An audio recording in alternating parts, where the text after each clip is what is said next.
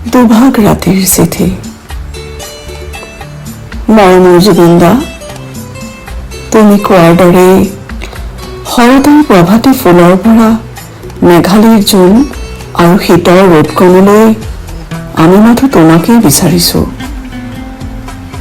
তোমাক হেৰুৱাৰ যি তীব্ৰ বিষাদ, যি অনুভৱ, তাক সহ্য কৰাৰ ক্ষমতা আৰু আমাৰ নাই।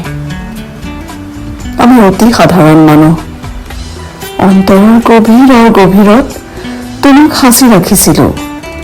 তোমাৰ গুণমুগ্ধ হৈ যৌৱন আৰু জীৱন কটাইছিলো।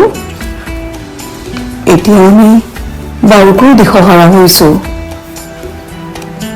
খবৰটো পোৱাৰ প্ৰথম ৰাতিটো নোপোৱাবৰ বাবে ইমান যে প্ৰাৰ্থনা কৰিছিলো, কিন্তু ৰাতিটো পোৱাল। তুমি অহাৰ বাতৰি পাই ল'ৰাজাকে দৌৰি দৌৰি গৈ এয়াৰপৰ্ট পালেগৈ। আমি ভয় খাইছিলো। মাটি খানি নৃত্য কৰা উশৃংখল ল'ৰাজাকক এতিয়া কোনে বুজাব?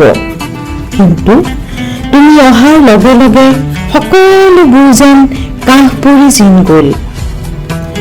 সেই উশৃংখল বুলি সকলোৱে লেই চেই কৰা ল'ৰাহঁতে পৃথিৱীক দেখুৱালে শৃংখলাবদ্ধতা আৰু গুৰুজনাৰ প্ৰতি প্ৰেমৰ আমাৰ ইতিহাস। জুবিনদা, এই শোকৰ তীব্ৰতা অসহনীয়। আমি বলিয়াৰ দৰে গান গাইছো, তোমাৰ কথাবোৰ গানবোৰ দিনৰ দিনটো বজাইছো। তুমি যেন আমাৰ অন্তৰবোৰত তাণ্ডৱ কৰিছাহি।